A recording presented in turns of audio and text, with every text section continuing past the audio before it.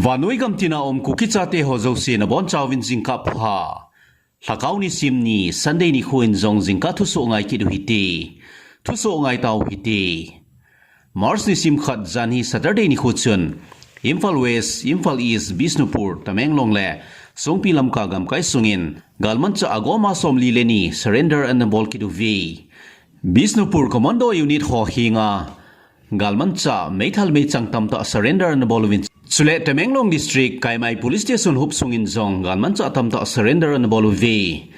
Chuchi Galmanchah ho chu Phaitol khusunga pido na anane yohin Chuchi Galmanchah ho pido na kingo na chun CRPF hole Assam Rifles so zong na panguvi Galmanchah security force ho hinga pido ho chu Phaitol Tatbung Thangnom Mukto khal ho hiwin onchawa Tamenglong district Tosim subdivision hupsung Kaimai police station hupsunga umchi hiwvi Phaitol khumuna Galmanchah apido hocho sim2 single barrel som le sagi single barrel me changchang som ngaleni pumpi ko red set som set charger gub pumpi bom chang som thumlenga .315 me changchanga sim2 hand grenade som le sagi an pedo wahi Sule Imphal East district hupsunga Commando unit Imphal East so hingin zong Galmanchah atamta mehlei hon an pilud vin Sule Yangang Pupi police station in zong Galmanchah phabep an pilud vi Porompat police station in zong Galmanchah phabep an pilud vin Sukile CCP police station in zong Galmanchah atamta an pilud vi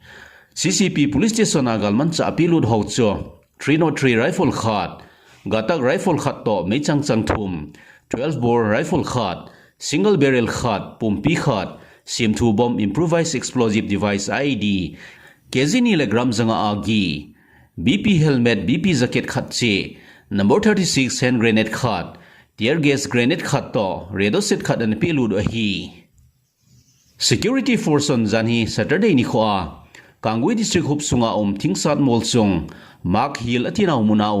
bunker ni to, wakan molsunga Kukite bunker thumchu security force on and susiuv Sule security force on Imphal West district Lamsang police station hopsung Sairem khul vel asars operation abol na vuchun Galmanchah phabep manamando vi Galmanchah amat do hauchu insa LMG khatto amekjin khat chule me changchang somni AK56 rifle khat SLR khatto me changchang somleni SLR khatto me changchang som SLR khatto me changchang git SMG 9mm carbine khatto mechang changit 303 rifle khatto mechang changa double barrel metal khat number 36 hand grenade li Chinese hand grenade ni to sipai galwon phabe manamando vi Tingnopal district Tingnopal police station hupsung khudei lai pham molsunga kanilai Kibol hotcho security force hole forest department hon SDM Tingnopal panin agawat hlau vi Manipur governor in Galmanchah ho surrender bol na dinga phat atip pe ni khusunga kuki hon Galmanchah ho surrender abolo wa hile government in suspension of operation SO agreement ka thau hentin Chief Sena Manipur unit president M Tumbi kitipan phongdo e Sule chuchi melhei pa chun sebena governor in phat atip pi sunga hi melhei village volunteer hole arambai tingol hon Galmanchah ho phobep surrender and bolovin ahin la kuki hon surrender about povin separate administration demand bolo amuka sewa kuki hon Galmanchah ho pilud loading ago vetin chuchi M Tumbi kitipa chun phongdo e Manipur governor to go nanoya peace process kichi hla pi ho hi kuki thingnoi mi hon asu nong kai nau chunga kuki thingnoi mi ho to government in agreement anane saw suspension of operation SO agreement ka hla pha hitan chule kuki thingnoi mi ho cho terrorist in phongdo hentin zong ama pa na phongdo in chule kuki thingnoi mi hon Galmanchah ho surrender abol nom lo chun government achau naw khat a hin government in thinglang le phai cham sunga kibang chenin na to chi hla piu hentin chuchi M Tumbi kitipa chun phongdo e chule arambai tingol PRO Robin mangang kitipan jong thu phon an bolin Manipur governor to arambai tingol hon kinuk tu na kan bol hola a point phabep chu to mol so hitan chuti ji chun arambai tingolin kakipa naw thu ho ka phongdo wetin ama pan an phongdo e chule union home minister Amit Sain national highway hondo na ding thu ase hozong ama pan an kipa pi hle jingi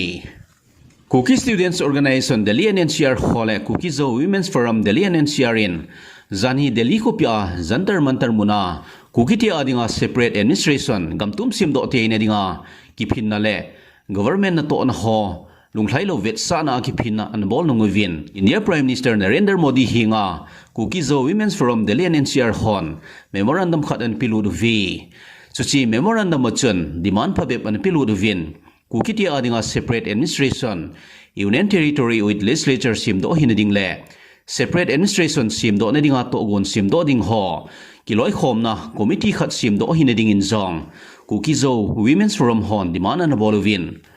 Chule Cookie Tia Tanina Right Sole Cookie Tia Izakaya Ven Bit na Pe Hinading Tu Hole Cookie Tia Ven na Apan La Ho Cookie Village Volunteer Ho Government in Amat Lo Nading Le Ele Ho Akona Cookie Tia Kiven Do Nadinga na Kikoi Ho Galmanchah Ho Government in Asom Do Lo Nading Vinzong Ye na Piludu V Cookie Tia Susad Nading Le Zadang Namdang Ho Akona Cookie Tia Kiven Do Nadingo India Dan Pinoya Separate Administration Union Territory with Legislature Demand Kibol Hidan Tu Ho Zong Cookie Zo Women's Forum Hon Prime Minister Narendra Modi and Head Sa Uvi Gamsung Mipi Ho Damlebit A Diu Sanga Manpur Gamsung Suke Loading Su Pazoa na Geluhamtin Government of India Hinga Do Zong na Bolovin Sule Indian Parliament in Cookie Tia Tsunga Tilpalo na Lung Ho Cookie Tia Thagam Ning Akigot na Ho Hi Ibola Asutang Zolo Hamtin Zong Cookie Zo Women's Forum Hon Do na Zong na Bolovin Sule Cookie Tia Ven Bit na Dinga IPCA India Gamsunga Dan Lemol Anum Sa Ho India Dan Pinoya Cookie Tia Tso Ven Bit na Kipilova Cookie Tia Don Lo Dai Lova Kikoi Zing na Lai Hamtin Zong Cookie Zo Women's Forum Hon Prime Minister Hinga Do na Zong na Bolovi Cookie Tia Zong India Dan Pinoya India Gamsunga Namdang Hon Sanvo Atsan Ho Tokibang Sangdinga Lom Kahiwin Sule Cookie Tia Zong Zadang Namdang Ho Banga Zalen na Set Mudinga Lom Kahiwetin Cookie Zo Women's Forum Hon Prime Minister Narendra Modi and Head Sa Uvi US President Donald Trump to meeting anay zoklona Anakina announce nga Ukraine President Zelensky in ngaydam thumding agud lo hidanin tuso mi hon apung dawin Sule Zelensky na say na Ukraine intil si matsaka bol po vetin zong asay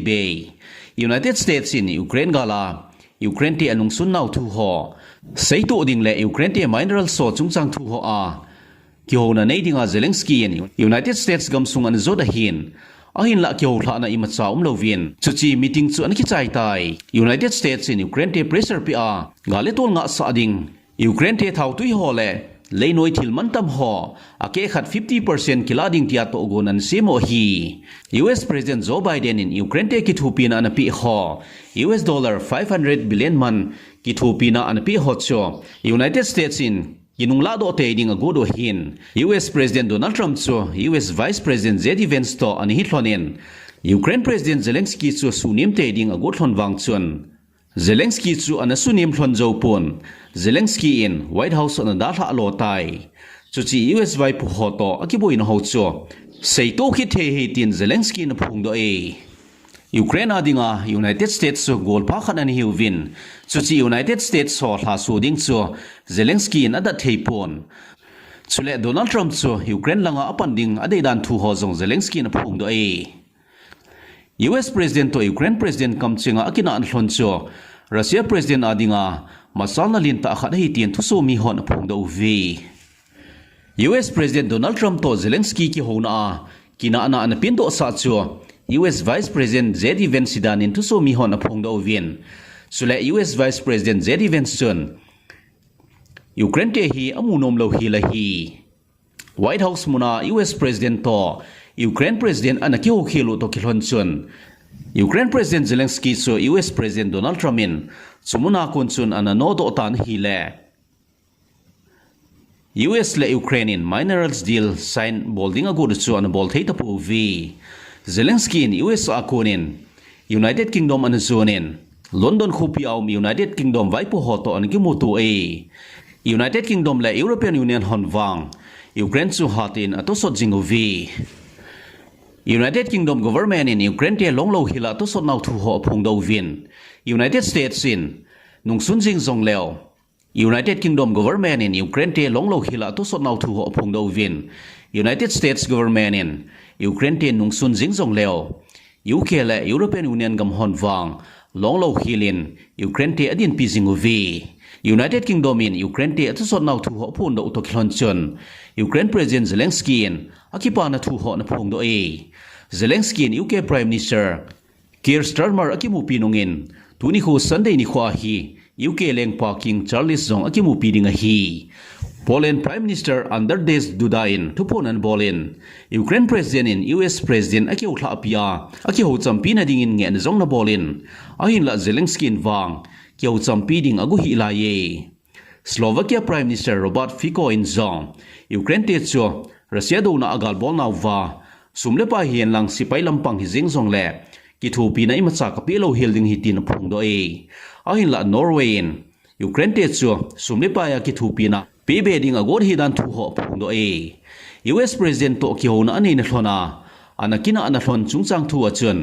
Russia in Zelensky thi mo chanovin Ukraine President Zelensky chu galetol dei mong gal dei mong mihim khat hi tin phung do vi Germany France chule European Union holoin Ukraine te chu na sata adin piu hi dan thu ho phung do vin Russia in Ukraine chunga agal bolo thi mo chanovin Ukraine te apan piu vi thu soi chan hin ki chai tai thu so ngai ho zo sin bon chawin ni khopa